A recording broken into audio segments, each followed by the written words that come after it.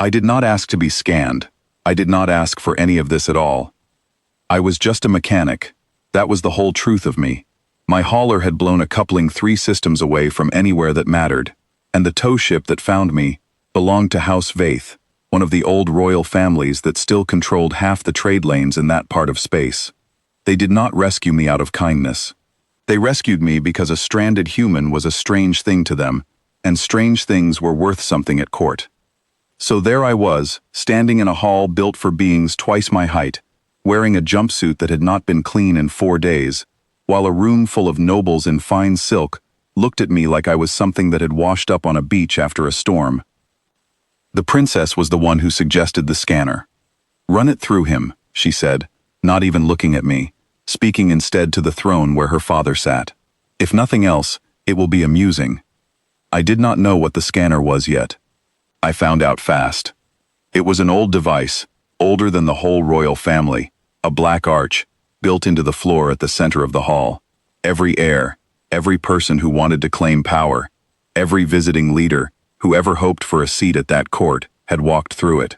It read something deep inside a person, their bloodline, their sense of command, whatever it was that made someone fit to lead, and it had never once been wrong. 1,000 years of crownings and removals had been decided by that single arch.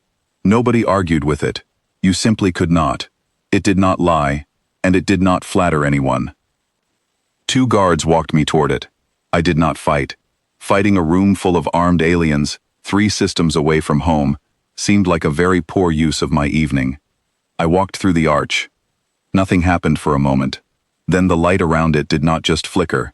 It stuttered hard, like something was choking. The low hum that had been running under the whole hall suddenly stopped. Guards stood up straighter. A few nobles actually rose from their seats. Words formed above the arch in the court's own writing, and then, a breath later, in a common language I could read. "King, without throne." Silence filled the room, the kind of silence you get when a hall full of powerful people cannot decide whether to laugh or reach for their weapons. The princess, whose name I would later learn was Salen, went very still. Her father's advisor walked up to the arch and struck it, the way you might hit an old radio to make it work again. The words did not change. "It is broken," someone said. "It has never been broken," another voice answered, and there was real fear behind those words. I just stood there. Nobody had explained the meaning to me yet, but I understood the mood of the room well enough. I had walked into a machine meant to embarrass me, and instead, it had said something that frightened everyone, far more than silence ever could have. "It is a malfunction," Salen said quickly, stepping down from the raised platform. "The human means nothing. He owns nothing. He commands nothing. This reading means nothing at all. The scanner does not read what a person owns," the advisor said quietly. "It reads what a person is." It has named rulers before they even knew it themselves. It has never once described what someone lacked, only what they carried inside them. I finally asked the question everyone seemed to be avoiding. What exactly did it say? Salen looked at me then, really looked, the way you look at something you had decided was not worth noticing, and then suddenly discovered you were wrong. "It said you are a king," she told me, "without a throne, without a kingdom, without a single thing a king is supposed to have. It has never made that kind of statement before. Every king it has ever named, it named because of what they would go on to rule. You, it named for something else entirely. I did not feel like a king. I felt like a tired man who wanted his coupling fixed and a way home. But watching the nobles begin arguing among themselves, I understood something important. This was not really about me. It was about what I had just done to their whole idea of how the world was supposed to work.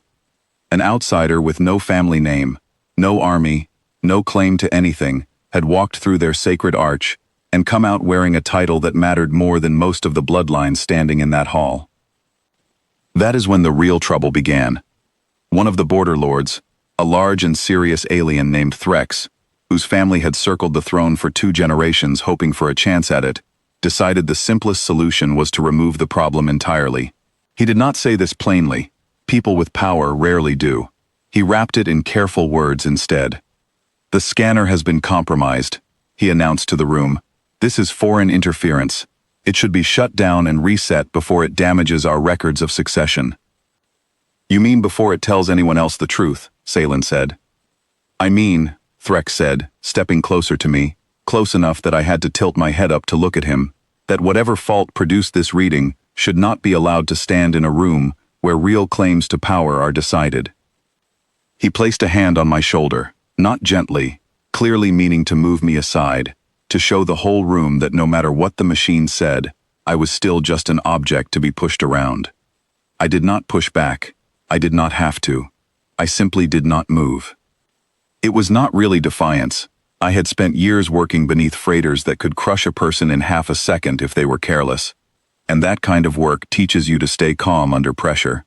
Standing still under one angry noble's hand was nothing compared to that. But the room did not know this. The room only saw a human who should have flinched, and did not. Threx's grip tightened. I still did not move.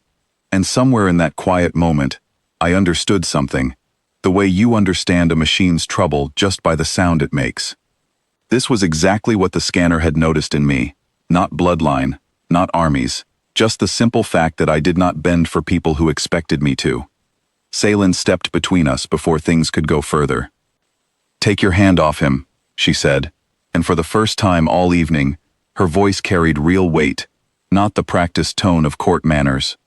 Or you can explain to my father why you laid hands on someone the scanner named in front of this entire court. Threx let go.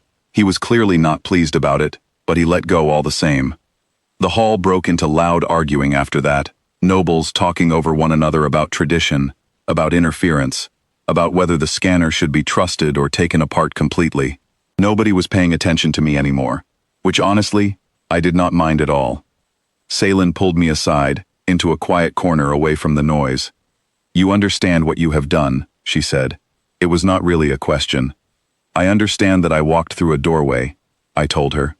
I did not do anything beyond that. That is exactly the point. She almost smiled, though it seemed to cost her some effort. You did not try to prove anything. You did not perform for anyone.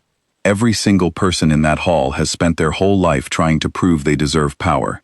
You did not try to prove a single thing, and the machine still named you before it has named anyone in 3 generations. I do not want a throne, I told her plainly, because it felt important that at least one person in that hall believed me. I want my coupling fixed, and a ride home. I know, she said quietly. That is the part nobody in there will ever understand. They will spend the next month trying to figure out what kingdom you secretly rule, what army you are hiding somewhere. And the answer is nothing. You are not important because of what you have. You are important because you do not need any of it to still be exactly who you are. I did not have a clever answer for that. I was tired. My shoulder still ached where Threx had grabbed it, and I was standing in a quiet hallway with a princess who was looking at me as though I had solved something she had been puzzling over for her entire life. For what it is worth, she said, I have been raised since childhood to marry whoever brings the best alliance to my family. Every suitor who has ever walked through that arch came out with some grand title tied to armies, or land, or bloodline. You came out as a king with absolutely nothing, and it is the first time that word has ever felt true to me. I did not tell her what to do with that. It was not my court, not my custom, and certainly not my crown to want or to refuse. I simply told her the truth. I am not staying, I said. Whatever the machine says, I have a hauler with a broken coupling, and people back home who are probably wondering if I made it through my last jump. I know that too, she said, and she did not argue with me. She simply nodded, as if she had expected exactly this answer, as if the not wanting was part of what the scanner had noticed in me from the very beginning.